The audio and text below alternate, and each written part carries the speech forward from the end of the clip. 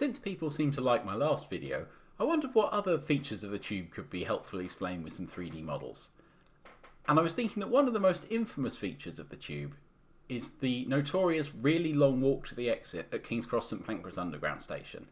Anyone familiar with the station will probably know that if you follow the signs you end up going on a really long walk to get out, whereas people familiar with the station can often take a shortcut and be out several minutes faster. So why is it that way? What's going on and what does it look like? Well, to understand that, let's take a look at what the deep level part of the station looks like in the early 1960s. You have the Northern Line at the bottom, short set of escalators up to the Piccadilly line, and then another set of escalators up to the ticket hall at the surface. In 1968, the Victoria line comes along, they slot it in next to the Piccadilly line and provide it with its own set of escalators up to the surface. Now this arrangement is fine in the 1960s, but by the 2000s the station is struggling with overcrowding due to increased passenger numbers, and there's a massive expansion programme going on at St Pancras station upstairs as it prepares to become the terminus for the new High Speed 1 line. So it's clear that a massive expansion to the tube station is needed, but if you look at the area where the three lines overlap, it's already really congested with the existing escalators and tunnels, and there isn't really space to add any new infrastructure here.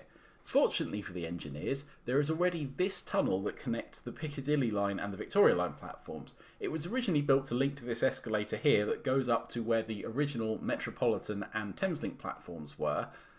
Where those are now, why they've moved, and all of that is the subject for a different video, I think. But since they've got this passage, they take the opportunity to extend it with a new tunnel over to a new circulating area, build a separate spur down to the Northern Line, and then build a new bank of escalators up to a new ticket hall that slots into the basement of the new concourse at King's Cross Station. So now you can see on the diagram the very long walk down to the new ticket hall. And the reason they direct you through this route is that all the new sections of the station were built to handle modern tube passenger levels. They're much better equipped to handle a crowd, which is why they use them as the preferred route.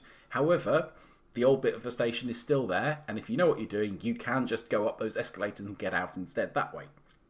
Why is that new cross tunnel quite so long and to get over to the ticket hall? Well, it's actually because you're going pretty much underneath King's Cross Station at that point, and that is the first place they can bring you up to the surface without having to dig up the entire station for the new ticket hall. And one final bonus fact. Have you ever noticed that the end of the new passageway down to the Northern Line looks slightly funny? That's because this is actually a sculpture called Full Circle by artist Knut Henrik Henriksson, commissioned by Art on the Underground and made possible with support of the Norwegian Embassy. No, I don't get it either.